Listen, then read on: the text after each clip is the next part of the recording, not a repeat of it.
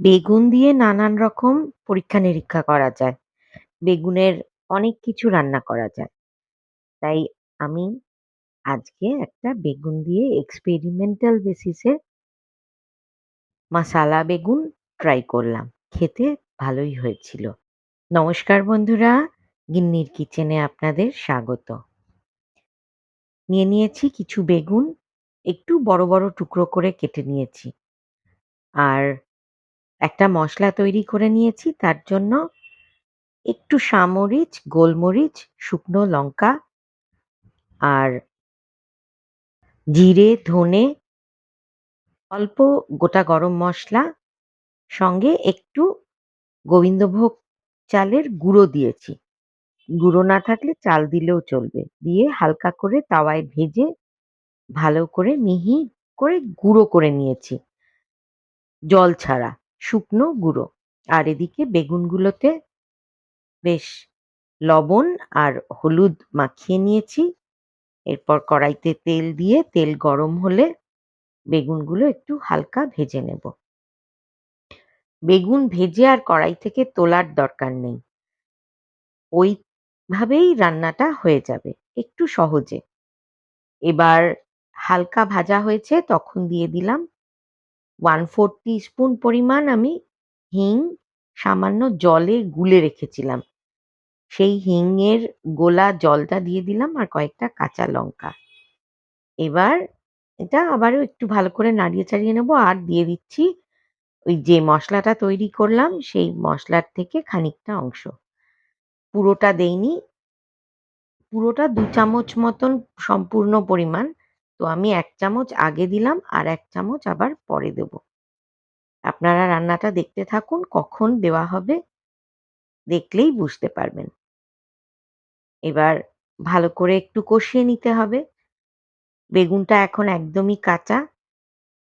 তারপরে এর মধ্যে লবণ হলুদ অলরেডি দেওয়া আছে আর মসলা যেটা করে নিয়েছি ওই যথেষ্ট। আর কোনো মসলা দেবার এখানে দরকার নেই।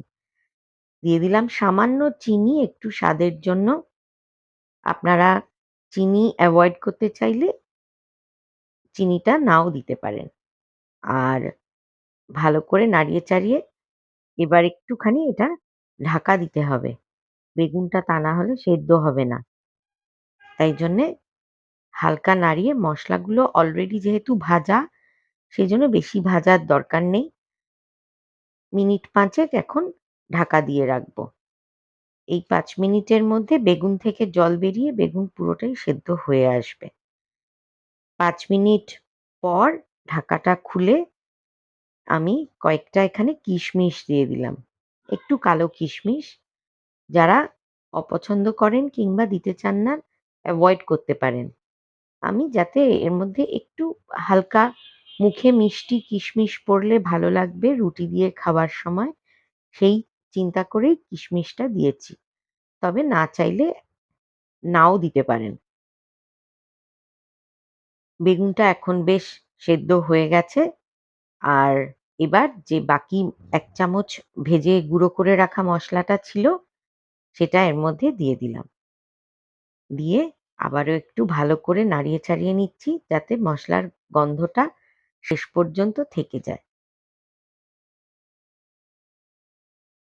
বেগুন আমাদের খুবই প্রিয় একটা সবজি। তবে সবার বেগুন সহ্য হয় না। অনেকেরই বেগুনে ভীষণ অ্যালার্জি হয়।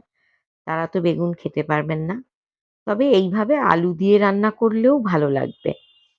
একটু হিঙের গন্ধ থাকবে আর হালকা মসলা দিয়ে ছোট, ছোট আলু দিয়ে এখন এই শীতের সময় সুন্দরভাবে মশালা আলু তৈরি করে নেওয়া যায়।